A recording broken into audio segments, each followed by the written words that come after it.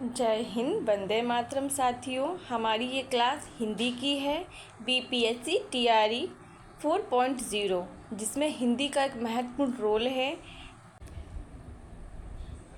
हमारा पहला क्वेश्चन है, जिन ध्वनि चिन्हों द्वारा मनुष्य परस्पर विचार विनिमय करता है उसको सम्मिश्र रूप में भाषा कहते हैं। यह कथन किस भाषाविद का है? डॉक्टर श्याम सुंदर दास का, कामता प्रसाद गुरु का, डॉक्टर बाबूराम सक्सेना का, मंगल देव शास्त्री का। हमारा राइट आंसर क्या हो जाएगा, बताएं आप लोग।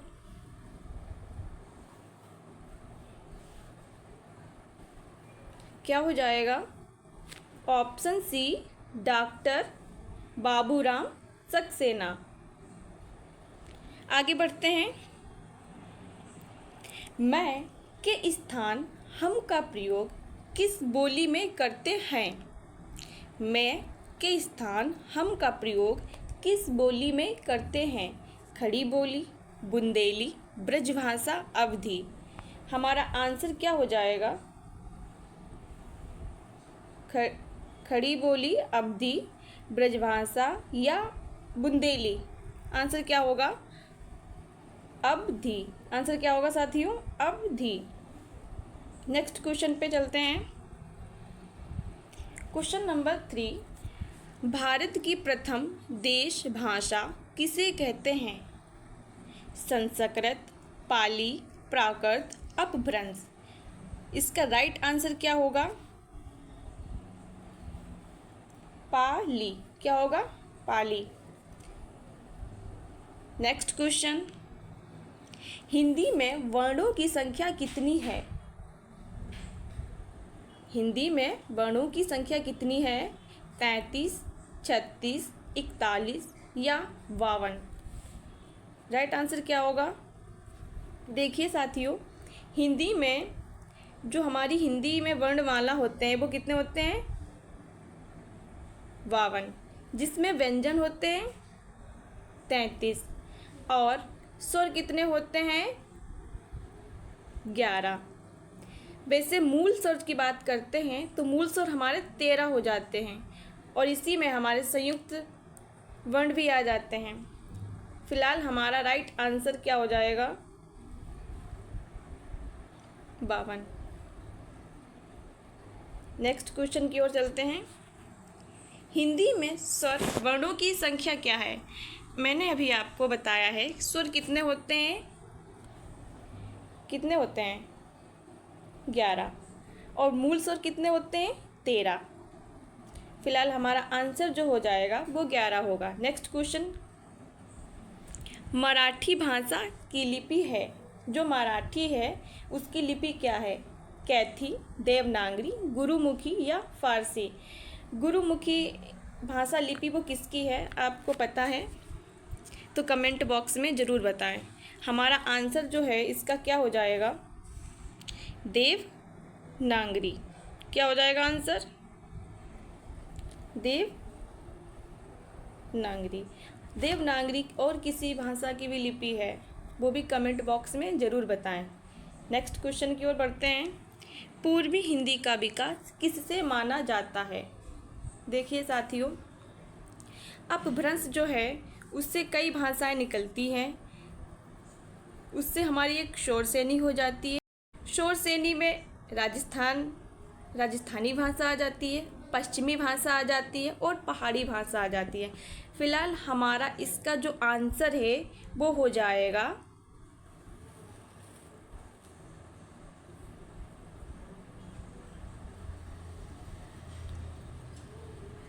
अर्धमागधी। क्या हो जाएगा? पूर्वी हिंदी का विकास किससे माना जाता है? अर्धमागधी। नेक्स्ट क्वेश्चन की ओर बढ़ते हैं। शुद्ध वर्तनी वाला शब्द है। ऐसे क्वेश्चन आपको एग्ज़ाम पेपर में बहुत ज़्यादा देखने को मिलेंगे। उज्ज्वल कैसे लिखा जाता है? देखिए साथियों, उज्ज्वल दोनों जो जा होते हैं आधे होते हैं। उज्ज्वल कैसे लिखते हैं? उज्ज्वल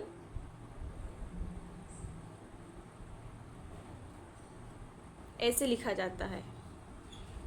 ठीक है। सन्यासी भी आपका गलत लिखा है, सन्यासी में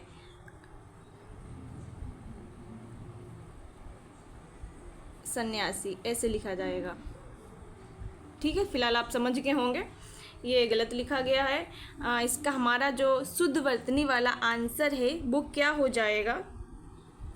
प्रज्वलित। प्रज्वलित हमारा आंसर है, वो सही लिखा गया है।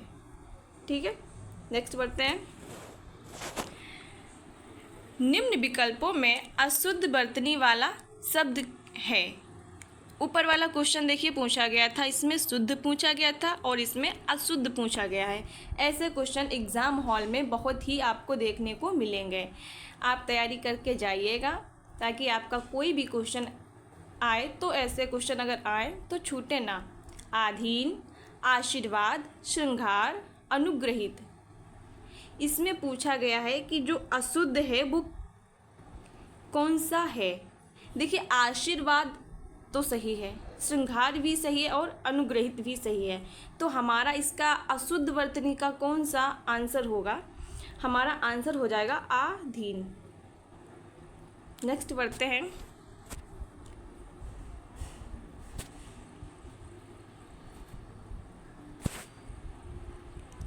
निम्नलिखित वाक्यों में शुद्ध वाक्य है। उसका प्राण संकट में है। उसका प्राण संकट में, तो ऐसे कोई वाक्य तो बनता नहीं है। हाँ, ये हो सकता है उसके प्राण संकट में हैं, तो ये तो हमारा गलत हो गया।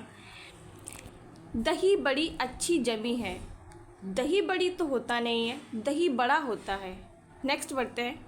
मुझे अपने काम को करना है। मुझे अपने काम को करना है।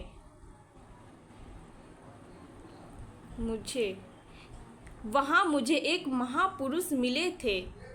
वहाँ मुझे एक महापुरुष मिले थे। हाँ, इसका ये सही है। इसका आंसर क्या सही होगा? इसका आंसर सही होगा डी, वहाँ मुझे एक महापुरुष मिले थे। ठीक है, नेक्स्ट क्वेश्चन की ओर बढ़ते हैं। Question number 11। व्यर्थ का कौन सा संधि विच्छेद सही है? संधि देखिए 3 प्रकार की होती हैं, स्वर संधि, व्यंजन संधि और विसर्ग संधि। अब आपसे इसमें पूछा गया है इसका संधि विच्छेद कौन सा सही होगा। तो व्यर्थ का वै प्लस अर्थ, फिलहाल इसको मैं प्लस बोल रही हूँ, ये प्लस नहीं बोला जाता, धन बोला जाता। बा प्लस अर्थ या वा धन अर्थ, वी धन अर्थ, वै धन अर्थ। इसका आंसर क्या हो जाएगा? इसका आंसर है, बताइए क्या हो जाएगा? इसका आंसर नंबर सी। इसका आंसर क्या होगा? सी। नेक्स्ट के बढ़ते हैं।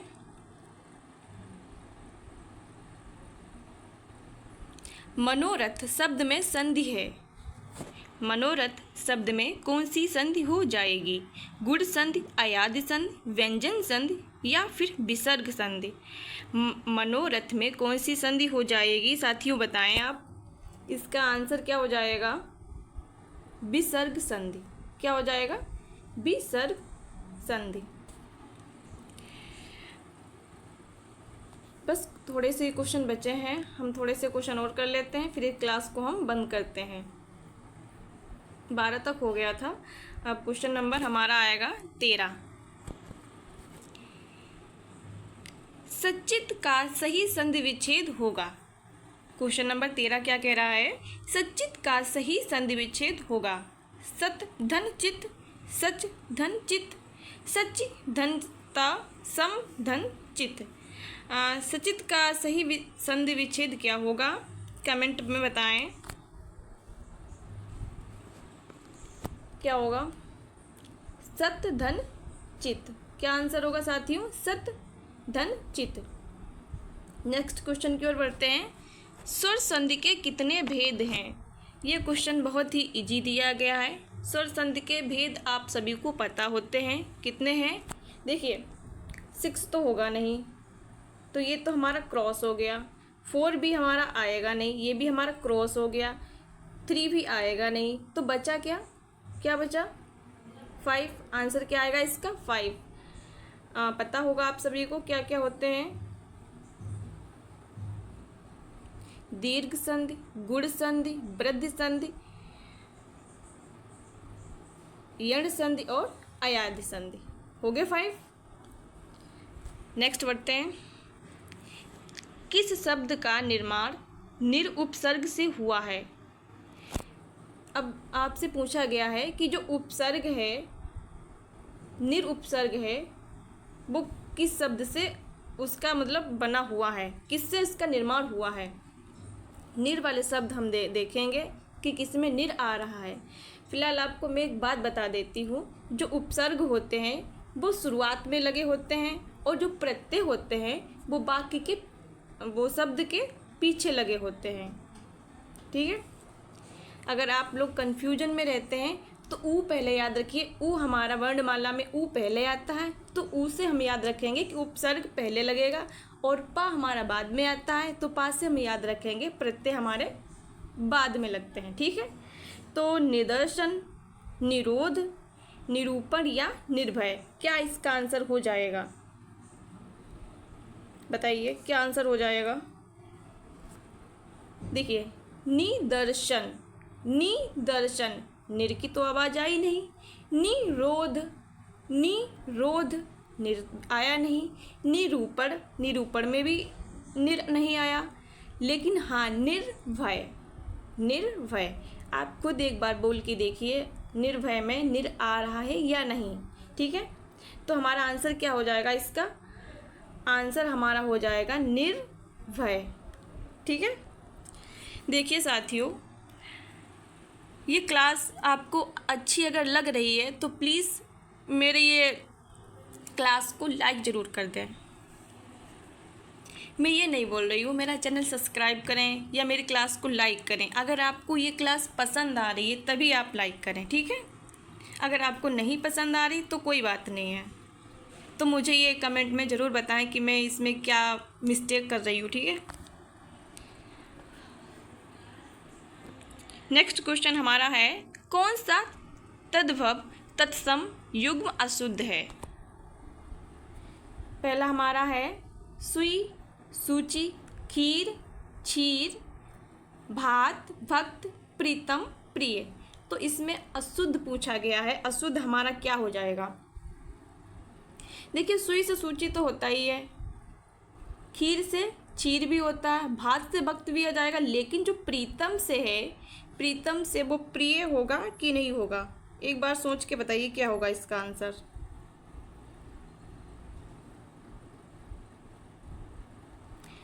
इसका आंसर हो जाएगा प्रीतम का प्रिय नहीं होता है। ठीक है,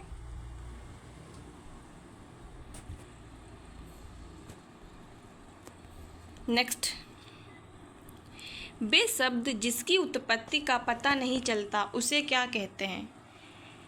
ऐसे वे कौन से शब्द होते हैं जिनकी उत्पत्ति का पता नहीं चलता है, जो अपने आप उत्पन्न हो जाते हैं? ठीक है, विदेशज, देशज या तद्भव या तत्सम। देखिए, वे शब्द एक ही हो सकते हैं जिनकी उत्पत्ति का हमें पता नहीं चलता है, और वो शब्द होते हैं देशज, जो हम अपने आप बना लेते हैं। वो कैसे, किसी भी उत्पत्ति, किसी भी शब्द से उत्पत्ति नहीं होती है उनकी।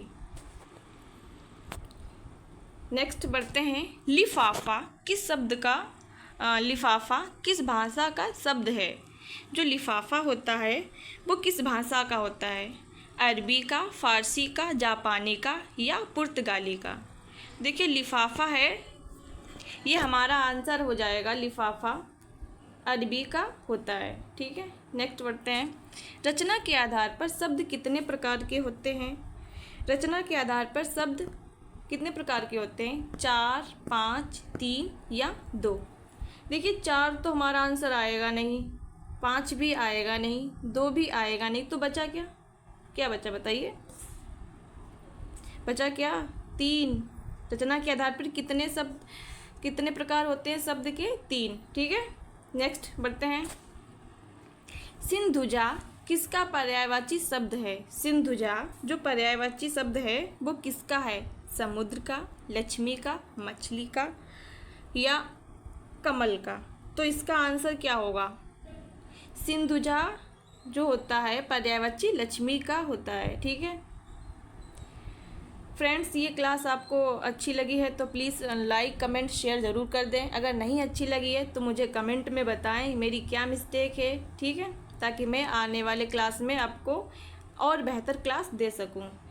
मैं आज का सेशन यहीं पे ख़त्म करती हूं और आशा करती हूँ कि यह क्लास आपको अच्छी लगी होगी।